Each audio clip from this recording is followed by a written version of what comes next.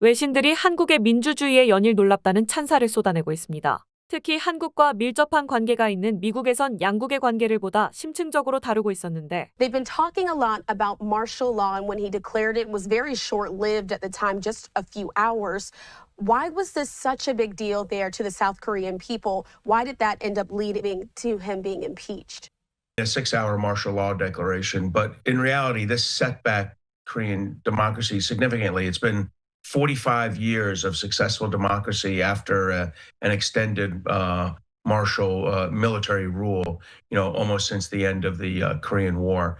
So after 45 years of democracy, President Yoon, in a very frustrated state, and maybe his frustrations were legitimate, but he did something you can't do. He upended democracy. He pulled in the military and security forces and declared martial law without any of the necessary implementing situations, a North Korean attack or something like that. And so very inappropriate, and it really unified the people even more so in opposition to his rule. I believe he declared martial law because he was frustrated. He was frustrated that he couldn't get his budget done. He was frustrated that he couldn't get policy done. He was frustrated that his cabinet members and himself there'd been other impeachment attempts. His poll ratings were very low, under 20% before he declared martial law, and I just think he felt he deserved better somehow. There's always a North Korean threat to South Korea. There was nothing unique in the moment at the beginning of December that necessitated him declaring martial law. So I think it was wholly inappropriate. And I believe this response is the best response a democracy can have, which is to vote. And I also want to show some video here that we did to start off here our interview. Listen in.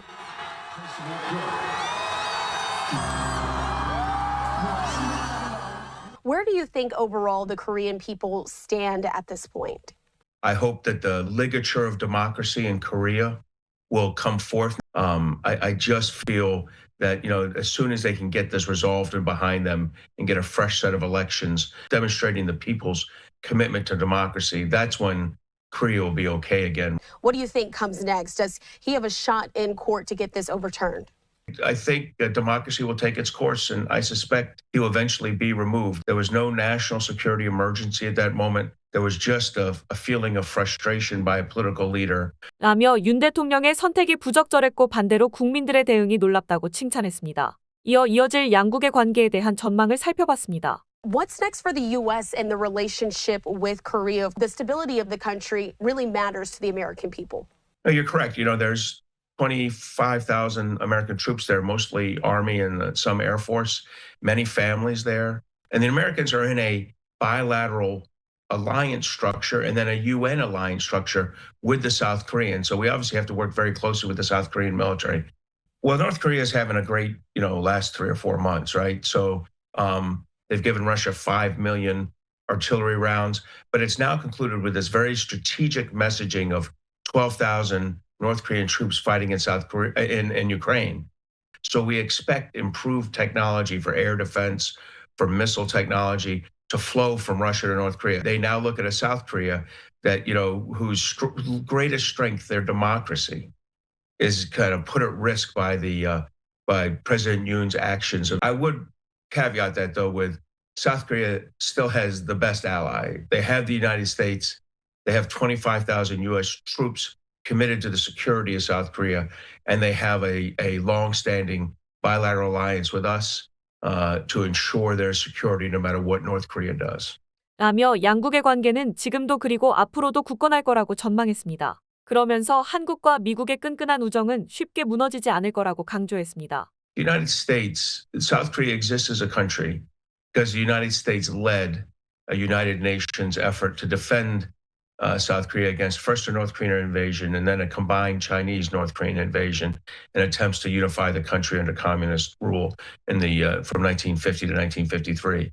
And we encouraged South Korea to develop as a free, democratic state practicing capitalism, and they did. They've evolved and become one of the strongest economies in the world. They've historically been a strong democracy. That's why this martial law declaration is so frustrating.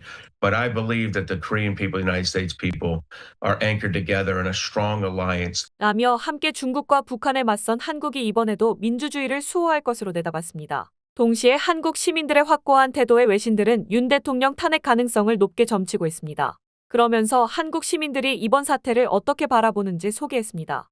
I'm so moved, and I think the people won. I hope it's a South Korea where the people and democracy are alive. This impeachment process itself should never have happened. But it was very unfortunate for us that it did. We should never have someone like that as president in the future. 시민들이 평화적이면서도 확고하게 윤 대통령의 잘못을 지적하고 있었기 때문입니다. 이에 해외에선 연일 놀랍다는 반응이 이어지고 있습니다. The good news is that the system worked the way it was supposed to, and both the military and the judiciary and the constitutional court and the parliament, everyone is acting to contain behavior that is off the rails by a sitting executive, and that shows that South Korean democracy is, very much functional and representative of its people. What's clear today is that South Korea sidestepped catastrophe largely due to the bravery of a handful of regular folk, a few ordinary people who did the decent thing when it mattered most. By this, we mean the soldiers who refused to follow orders they knew were illegal, or the 100 troops who quietly abandoned their units rather than follow their officers into the abyss. We mean, too, the higher-ups who ignored or slow-walked orders from the defense minister, such as the NIS director who disregarded Yoon's demand that he arrest members of the opposition. More people been willing to put their scruples aside, it is possible that South Korea could have been plunged into an even greater crisis.